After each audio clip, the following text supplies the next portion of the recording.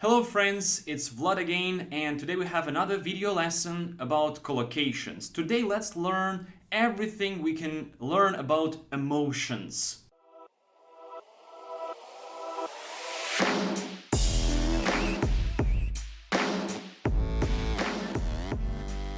First of all, let me remind you, why do we learn collocations? Remember that collocations are perfect phrases, perfect matches for a specific word. For example, you have a word emotion. So how can you describe emotion and still sound, as a native so that native speakers understand what you mean? All right? As learners, as language learners, we tend to use our own judgment, use our own knowledge of our own language while learning another language. But learning collocations, you immediately sound better, you immediately sound like a native because you learn their phrases. So let's learn their phrases.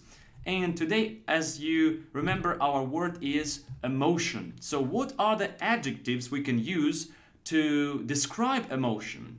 First array of adjectives would be deep, extreme, intense, or powerful, or maybe strong emotion. These adjectives explain the intensity of your emotion. Deep emotion, extreme emotion, intense emotion, or powerful emotion. Maybe also strong emotion. He had strong emotions about that conflict, maybe, yeah? Strong emotions. Next would be conflicting emotion or mixed emotions, yeah? For example, she felt torn by conflicting emotions. She didn't know how to feel. Her emotions were conflicting or mixed emotions, yeah? When you don't know what to feel, you feel angry and you feel also excited, maybe, yeah? Those are conflicting emotions. Next pair of collocations is destructive or negative emotion. Well, the word speaks for itself. Negative emotion or destructive emotion. Counseling can teach people to handle negative emotions such as fear and anger. Okay, so that's how you can cope with these negative or destructive emotions. Next obvious example would be a positive emotion. A positive emotion is something pleasant, something that you feel, a positive emotion. You have to start your day with a positive emotion, yeah? Next word is painful emotion. Obviously the one that brings some pain, painful emotion. Maybe anger or frustration can be a painful emotion. Next is fragile emotion. So these adjectives also explains the word emotion, and in this case, maybe the person is vulnerable, yeah? He has fragile emotions. For example, the nurse was handling his fragile emotions very carefully. Another adjective we can use to describe the word emotion is raw emotion. It's something, deep, something raw or rough emotion, yeah, very strong again. So a moving performance full of raw emotion, yeah, not something mild but something intense, something powerful.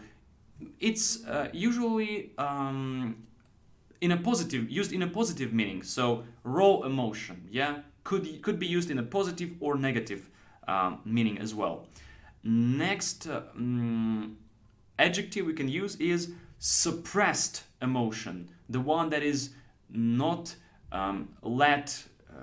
wasn't let out, yeah, let on the outside. It was suppressed. For example, years of suppressed emotion came out as he cried. Okay, and another actually last example in the adjectives that we can use with the word emotion would be human emotion, yeah, something that is natural for us as humans. For example, fear is a normal human emotion. We shouldn't be, we shouldn't shy away from this emotion. Fear, it's okay. It's okay to be afraid of something. That's how we can describe this emotion, human emotion.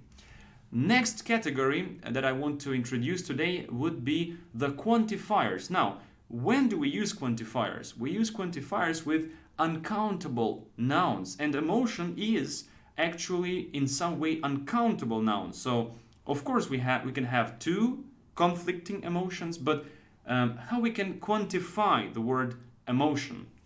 In this case, we're talking about some little words that come before the noun and quantify it, yeah?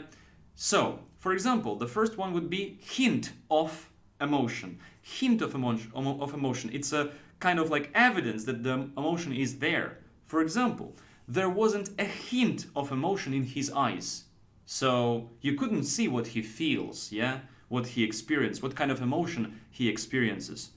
And three more quantifiers that will be presented together. Those are rush, surge, or wave of emotion. You understand the wave that we see in the sea or ocean, a wave of emotion.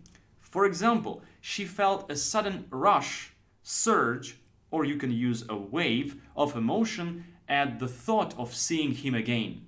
So she felt that, sudden rush, sudden surge, or sudden wave of emotion.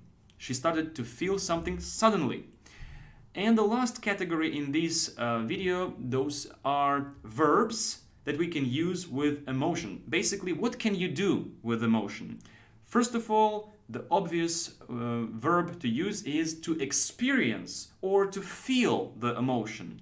For example, the emotions that are experienced as children are very powerful, yeah, as we experience as a children. Next verb would be to be choked with or to be filled with emotions. In this case, we can use an example. Her voice was choked with emotion. You could sense that she experienced these emotions. So her voice was choked with emotion. Next pair of verbs would be to be devoid of emotion or to be drained of emotions. It means not to have emotions at all. After that car accident, she was devoided of emotions. It means that she didn't have any emotions. She was just empty.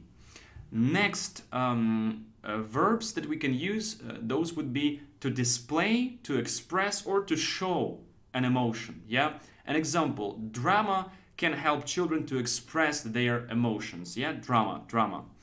To display, express, to show, which means to basically let other people know that you feel these, to display this emotion, to show or to express. Next verb we can use with the word emotion is to control or hide your emotions. Yeah, control or hide. He was hiding all his emotions. Yeah, to hide your emotion, not to show to someone. It's like the opposite of showing, expressing, or controlling, hiding. Yeah.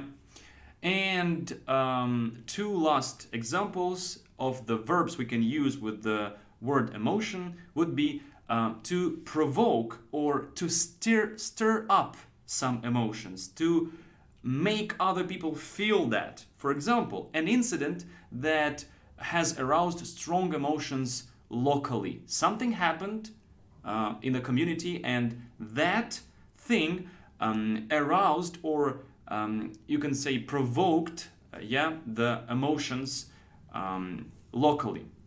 And the last collocation that we can use with the word emotion would be to be charged with or to be full of emotions. Yeah.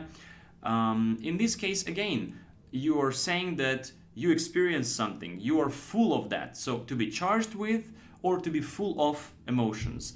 His speech was charged with emotion. His speech was charged with emotion. You could feel that, yeah? So guys, these are the words you can use with the word emotion. I hope now you can express your emotions better and you can explain them better, what you feel, yeah, and how you feel it, and what to do with that, yeah?